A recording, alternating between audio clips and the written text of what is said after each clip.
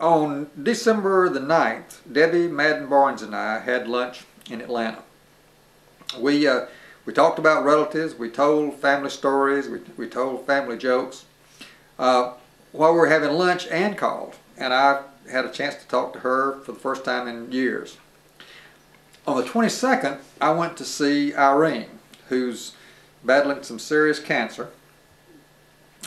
We had a great visit. We looked at pictures, including a photo album of her 80th birthday that was attended by relatives from her childhood, White Plains and Buffalo, Alabama.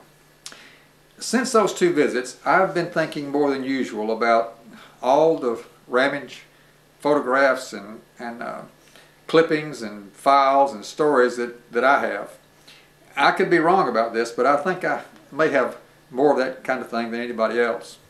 Some years ago, I compiled a list of family members' names and addresses, but that was on a typewriter, and it was in a copier, and done with a copier. The digital world gives us a chance to stay in touch on a whole different level, and I've attempted to take advantage of some of the internet bells and whistles in compiling the information below. What you're receiving is in a format called Google Docs. It's not on my computer, but it's in the cloud. That is, on a Google server somewhere. And Google Docs has several advantages to help us keep entertained and in touch. For one thing, everybody who receives this can collaborate in correcting, revising, and adding to the material that's here. All you have to do is start typing. Your changes will be added immediately and accessible to everyone. You don't have to worry about making mistakes. All this stuff is saved, and a historical file is saved, so we can go back and capture anything that was there before. The material has links to photo sets for many of the profiles included.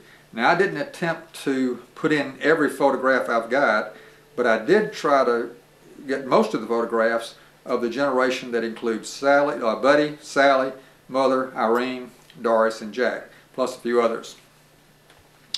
There's a map. The document contains a link to a Google map of locations that are important to the Ramage family in Alabama, Georgia, and South Carolina. And there's some pictures on the map too.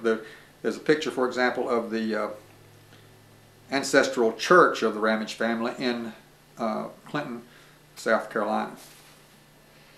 I'll continue to add locations and photos to the map, and would be glad to hear from you on places that you think ought to be included. Each family member profiled in the document has one or more sections in their profile called About. And my thought is that this is sort of a Ramage family newsletter. You just click on About and start typing and tell everybody else what's going on in your life. Here's how to get started. Just find your profile, correct anything I've got wrong, and add current basic information like addresses, birthdays, phone numbers, anything that's missing. And then send it to everybody. And you use the email addresses that are in the address box, and I'll send you another email with the addresses. Now remember, you're not sending this back to me to modify. You're modifying it, and your changes are live. They'll be immediately accessible to all the family members. Send me the email addresses of anybody whose address is missing. For this to really work and be fun, everybody needs to be playing.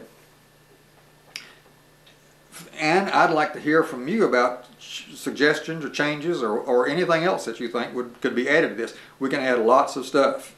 The internet gives us a chance to stay in touch and exchange information and photos in ways we've never been able to do before. Let's take advantage of it in 2010, have some fun, and keep up with our Ramage relatives. Happy New Year to all, and let me hear from you.